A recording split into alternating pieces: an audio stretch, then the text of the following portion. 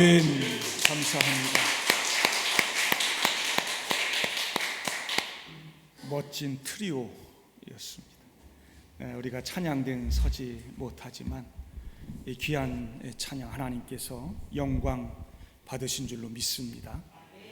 오늘 우리가 함께 은혜 받을 말씀은 고린도 후서 4장 7절로 10절까지의 말씀입니다.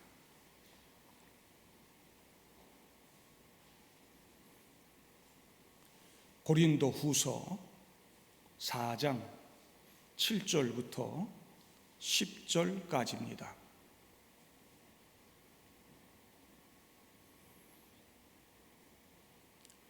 우리가 이 보배를 질그릇에 가졌으니 이는 심히 큰 능력은 하나님께 있고 우리에게 있지 아니함을 알게 하려 함이라.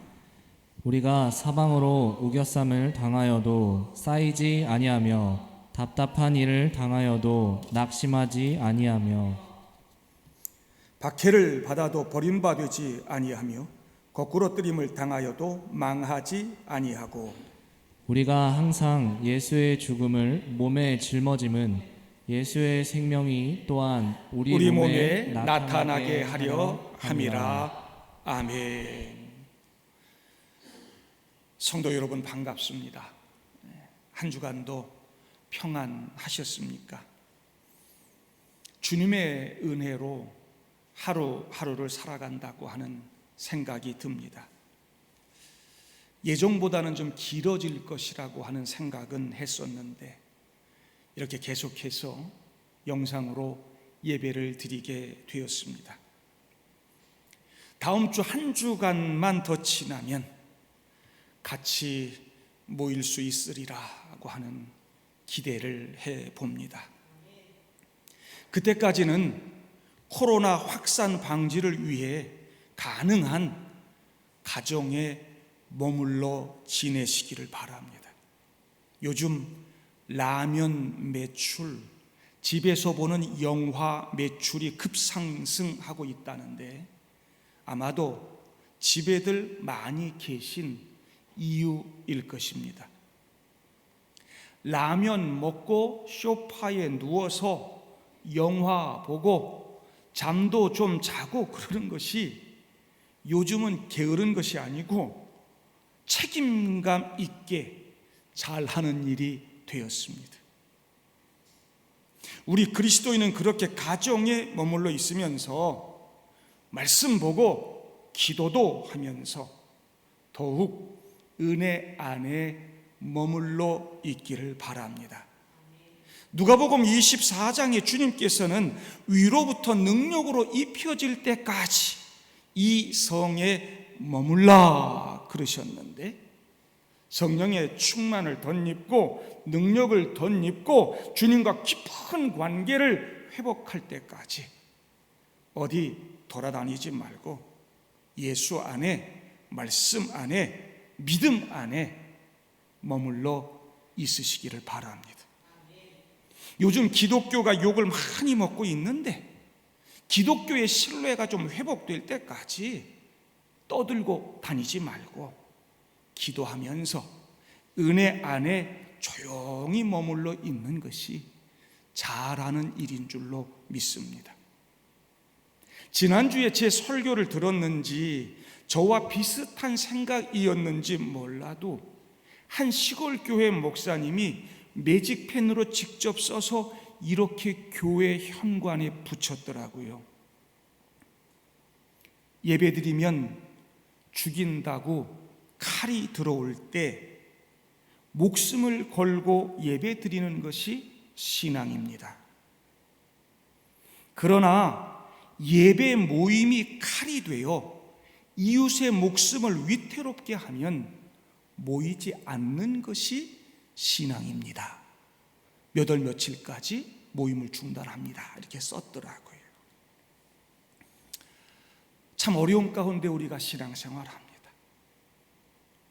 이런 어려운 상황 가운데서도 한 성도가 용기를 내서 전도를 했더래요. 예수 믿고 천국 가세요 그랬더니 예수 믿으면 코로나 걸려요, 안 가요, 안 믿어요 그러더래요. 좀 당황스럽죠. 우리는 지금 아무도 익숙하지 않은 시간을 보내고 있습니다. 모든 것이 불확실한 가운데 하루하루를 살아갑니다. 전 세계 교회들이 이렇게 텅 빈 가운데 영상으로 예배를 드릴 것이라고 누가 상상이나 했겠습니까? 꼭 필요한 생필품을 사거나 병원에 가는 일 빼고는 집에 있으라는 방송이 나오고, 학생들도 학교 가지 못하고 전부 집에 앉아서 영상으로 수업을 진행하고 있습니다. 학교 가기 싫은 우리 아들 녀석만 신이 났어요. 여행이 중단이 돼서 비행기나 호텔 숙박업소들이 어려움을 겪더니만 이제는 모든 식당이나 커피 전문점, 시장 상인들, 자영업자들 모두가 어려움들을 겪고 있습니다. 재정적으로나 정신적으로나 엄청난 스트레스를 받고 있습니다. 그래도 우리나라는 옆에 있는 사람이 막 죽어나가는 상황까지는 아닌데, 많은 사람들이 죽고 있는 그 나라들은 얼마나 더 힘이 들까요? 어디서든 마스크를 써야 하고 수시로 손 소독을 하고 답답하고 힘이 듭니다. 언제까지 이렇게 해야 할지 매우 걱정스럽고 당황스럽습니다. 하지만 성도 여러분, 상황이 계속 안 좋은 방향으로 변해간다 할지라도 우리가 섬기는 하나님, 우리와 함께 하시는 우리 주님은 언제나 오늘이나 영원토록 변함이 없으신 분인 줄로 믿습니다. 늘 동일하신 분, 주님은 여전히 나와 함께 계시고 나를 돌보고 있으며 나를 사랑하시고 결코 버리지 않으시는 줄 믿습니다. 믿으신다면 여기까지 들리게 다 같이 한번 아멘 하겠습니다. 아멘. 몇 분 성도님 목소리가 들립니다. 사방으로 우겨쌈을 당해도 쌓이지 아니하며 답답한 일을 당해도 낙심하지 아니하며 박해를 받아도 버림받지 아니하며 거꾸러뜨림을 당하여도 망하지 않는 줄로 믿습니다. 할렐루야. 몸이 아프고 힘이 드는데도 힘들게 회사 나가서 일하시고, 제가 좀 몸 생각하시면서 좀 쉬시면서 하세요 그랬더니, 열심히 일해야 교회 헌금도 하죠. 저 헌금 많이 하고 싶어서 일해요 목사님 그러시더라고요. 마음이 뭉클했습니다. 성도 여러분, 힘든 때는 헌금 안 하셔도 됩니다. 우리 하나님 부자입니다. 부자. 교회 걱정 안 하셔도 됩니다. 우리 성도님들 모두 건강하시게 잘 이겨내실 수 있기를 바랍니다. 마음 약해지지 말고 낙심하지 말고 이 어려운 시기를 잘 이겨내실 수 있기를 바랍니다. 저도 요즘은 좀 기운 좀 없어요. 우리 성도님들도 못 뵙고 뜨겁게 기도해도 못하고 어머니 뵈러도 못 가고 친구 목사님들, 동료 목사님들도 못 보고, 무엇보다 교회의 미래, 우리 성도들과 자녀들의 신앙 교육을 생각하면 정말 갑갑합니다. 그래도 마음 약하게 먹지 않고 마음을 굳게 하고 있습니다. 다시 우리 아이들과 성도님들 모일 날을 고대하며 여기저기 교회 손도 좀 보고 새벽 묵상 영상도 만들면서 힘내서 기도하면서 새로운 날들을 준비하고 있습니다.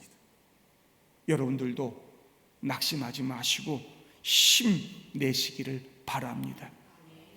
오늘 우리가 읽은 고린도후서 4장에는 낙심이란 말이 3번 1절, 8절, 16절 나옵니다. 그런데 원어를 보니까 1절, 16절은 같은 단어인데 8절은 좀 다른 단어로 쓰여 있습니다.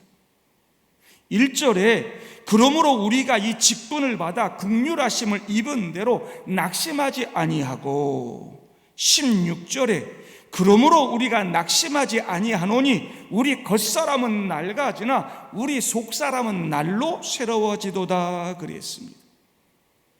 여기 2절에 나오는 낙심은 상황이 좀 나빠진다, 마음이 약해지다, 활기를 잃다, 기운이 없다, 그런 뜻입니다.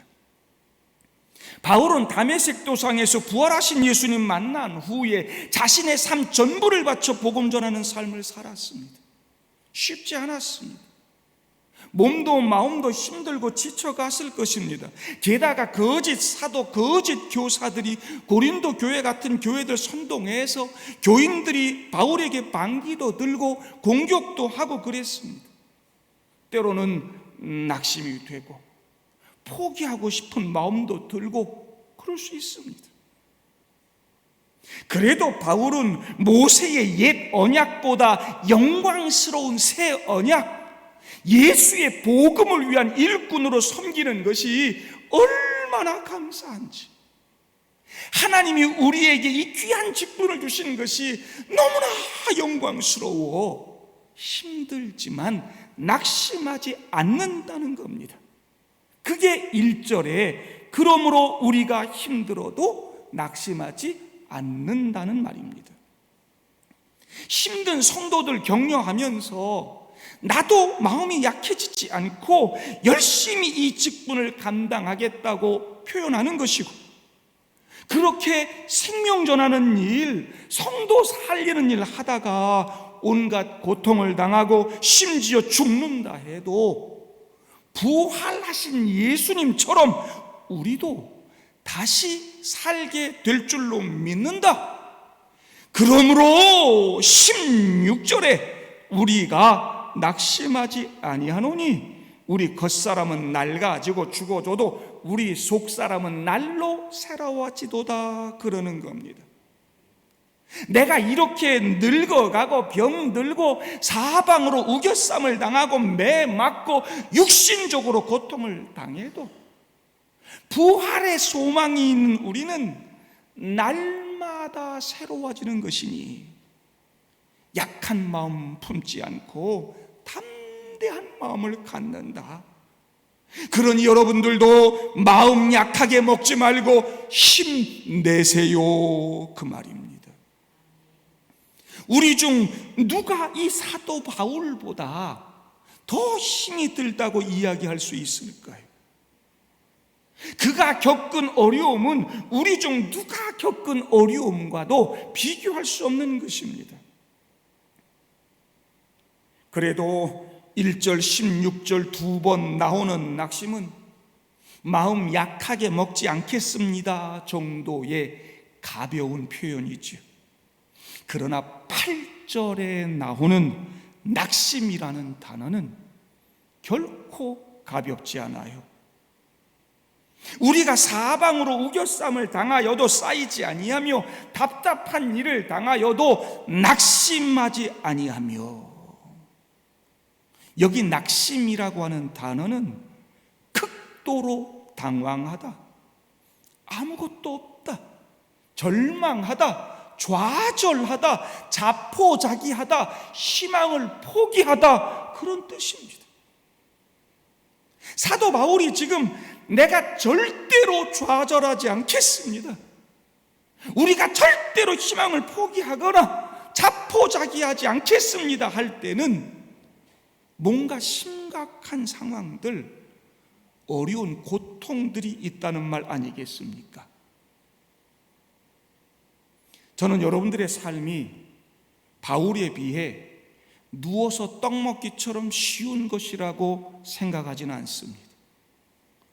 요즘과 같은 때는 다 어렵죠.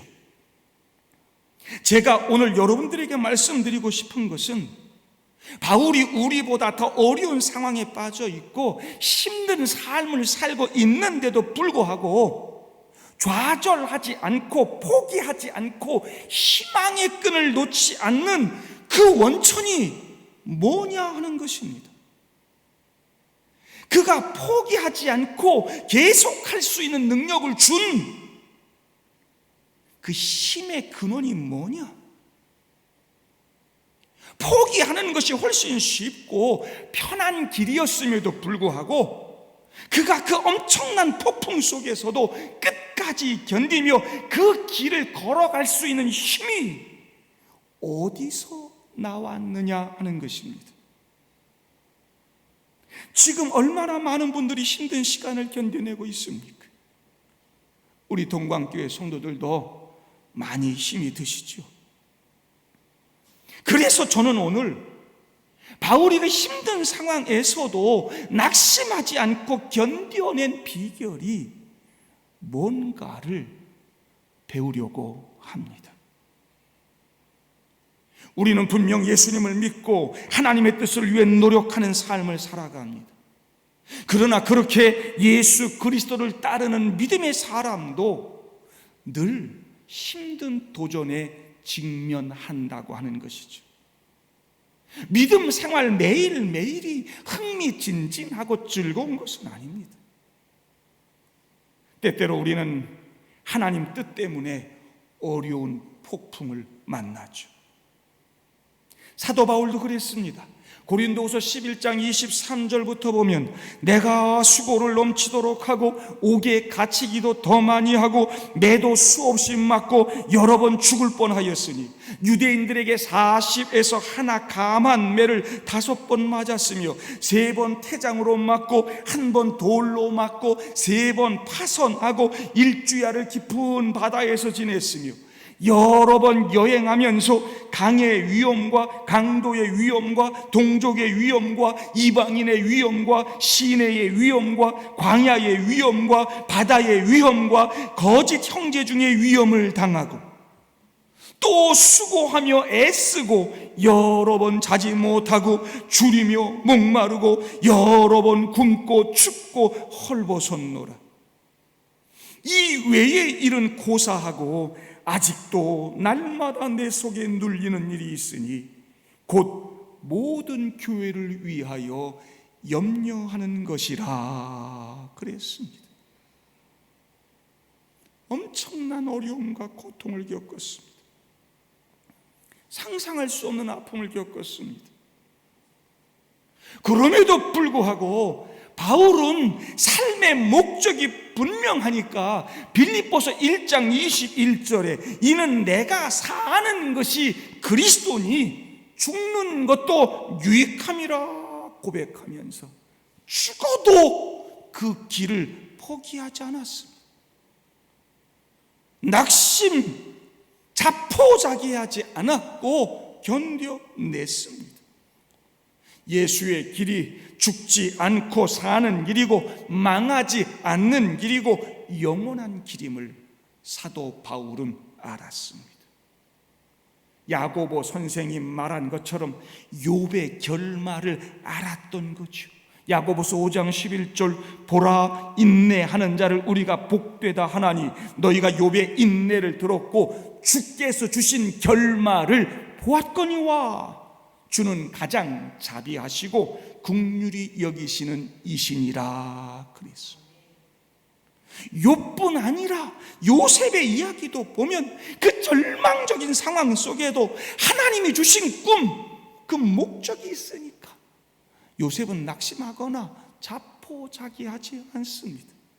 창세기 50장 20절에도 그는 이렇게 고백합니다. 당신들은 나를 헤아려 하였으나 하나님은 그것을 선으로 바꾸사 오늘과 같이 많은 백성의 생명을 구원하게 하시려 하셨나니.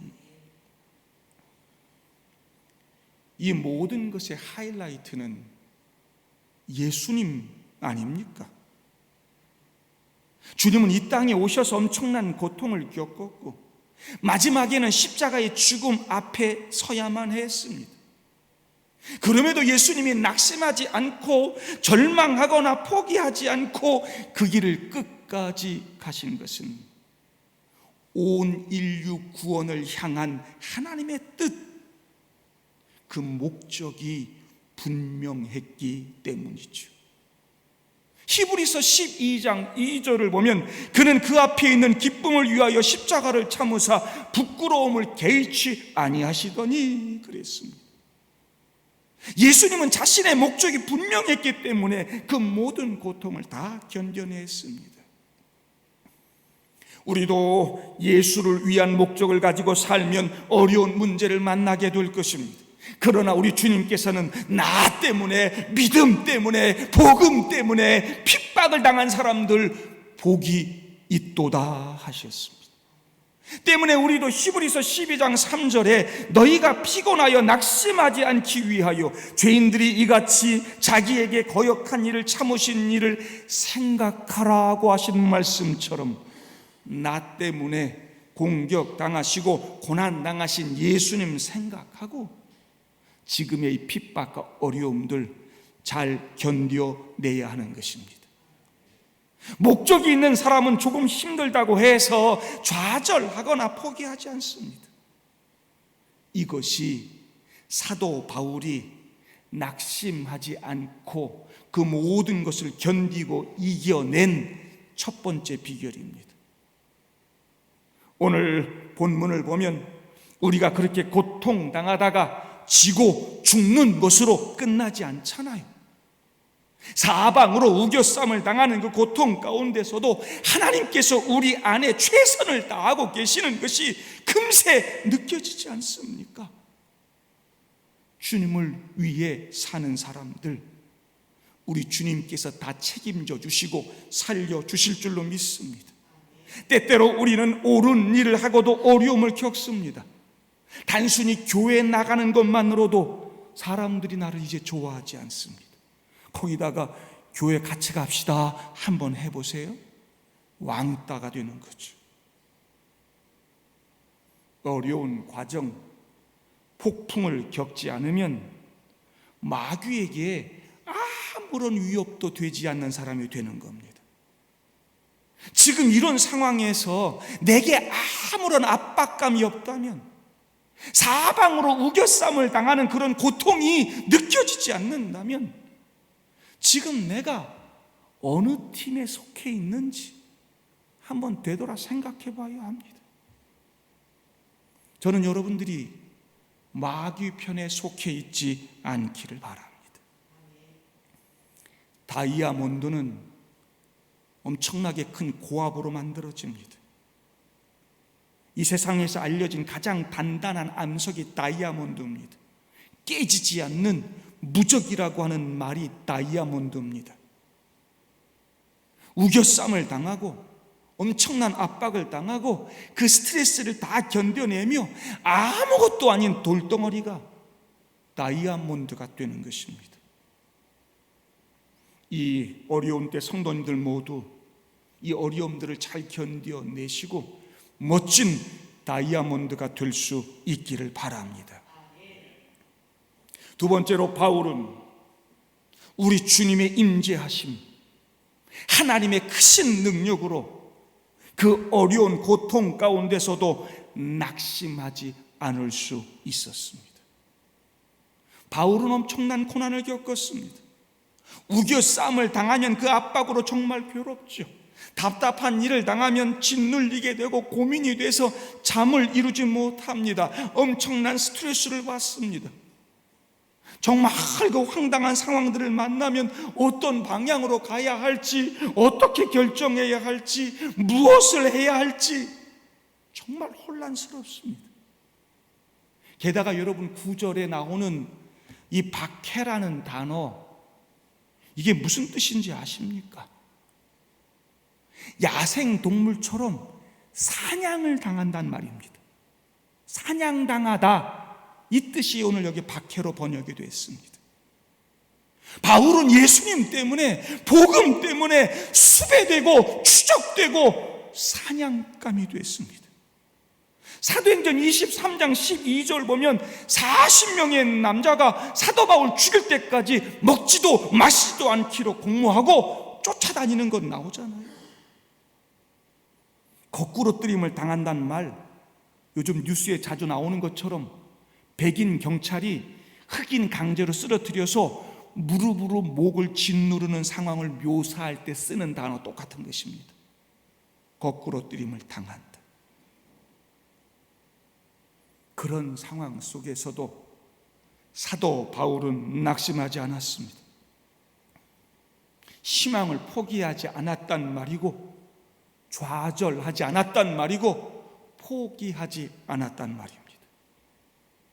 아무것도 아닌 흙으로 만든 질그릇, 항아리 같은 내 속에 보배이신 예수 그리스도가 계신다는 것을 알았기 때문이었죠.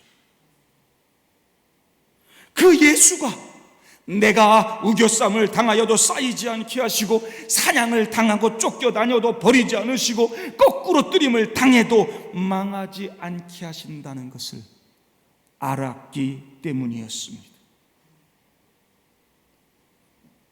바울 스스로의 힘으로 그 모든 어려움을 견뎌낸 것 아닙니다.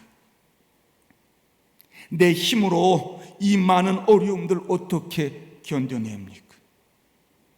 7절에 이 보배를 질그릇에 가졌으니 이는 심히 큰 능력은 하나님께 있고, 내 속에 있는 하나님의 큰 능력이 나를 둘러싸고 있는 세상의 그 어떤 힘과 압박보다 더 크다는 것입니다. 성도 여러분, 예수를 가진 나는 세상보다 큽니다. 믿습니까? 9절에 망하지 않는다는 말은 파괴되지 않는다는 말이고 손상되지 않는다는 말입니다. 세상이 도시락을 싸가지고 다니며 교회를 박해하고 아무 관계도 없는 사람들까지 왜 그러는지, 이 사탄의 하청을 받은 교회 사냥꾼들이 있어요. 그래도 주님의 핏값으로 세워진 교회는 파괴되지 않습니다.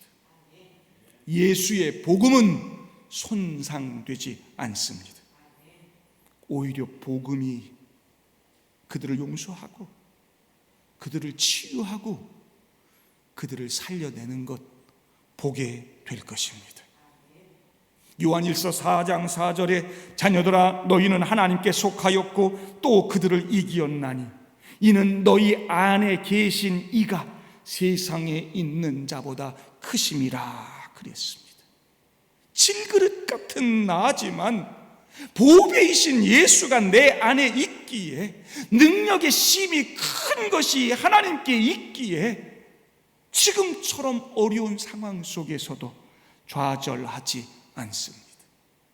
다니엘의 세 친구 사드락과 메석과 아벳느고가 느부갓네살의 풀무불 앞에서도 당당하게 믿음 지킬 때, 비록 그 풀무불 안으로 던져졌지만 그 엄청난 풀무불 속에서 그들은 주님께서 함께 해주심을 경험합니다.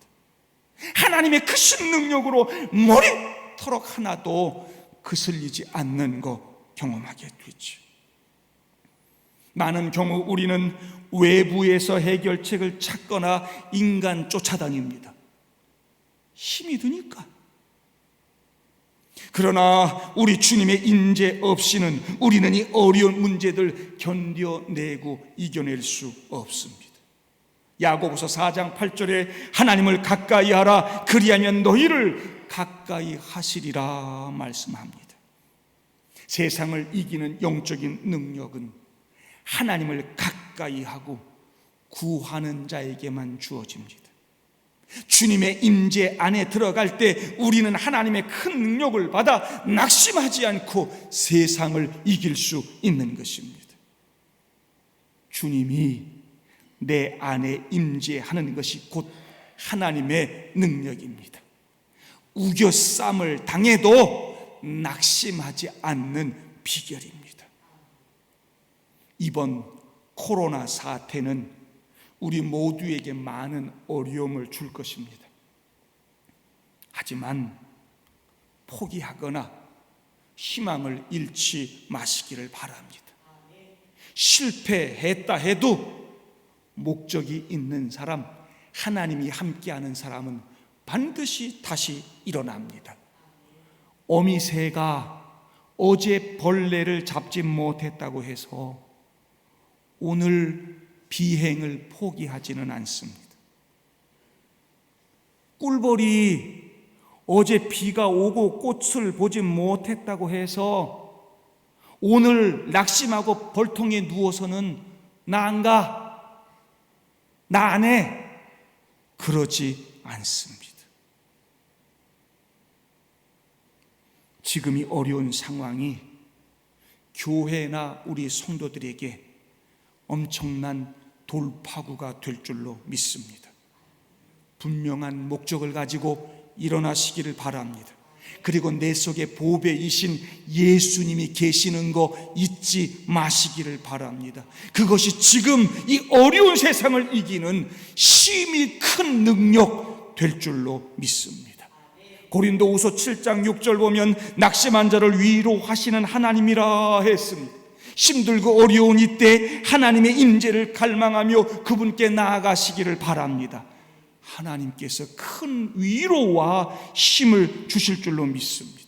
여러분, 세상에 나아가 낙심하고 포기하고 믿음 약한 거 보이지 마세요. 잠언 24장 10절 보면 네가 만일 환난 날에 낙담하면 내 힘의 미약함을 보임이라 그랬습니다. 세상의 약한 모습 보이지 마세요.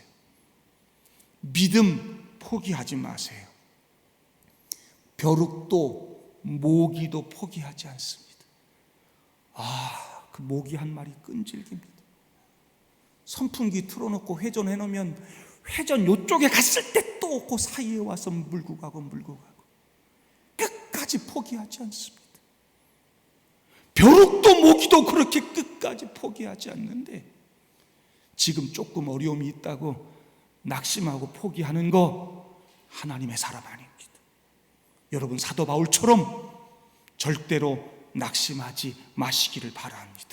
우리 주님이 임재한 교회, 그 속에 예수가 있는 성도는 세상보다 크다는 거 잊지 마시기를 바랍니다. 마지막 결론으로 제가 시편 42편 5절 말씀 읽어드립니다. 내 영혼아, 내가 어찌하여 낙심하며 어찌하여 내 속에서 불안해하는고. 너는 하나님께 소망을 두라. 그가 나타나 도우심으로 말미암아 내가 여전히 찬송하리로다. 할렐루야. 믿음으로 승리하시는 동광교회 성도님들 다 되시기를 주님의 이름으로 축복합니다.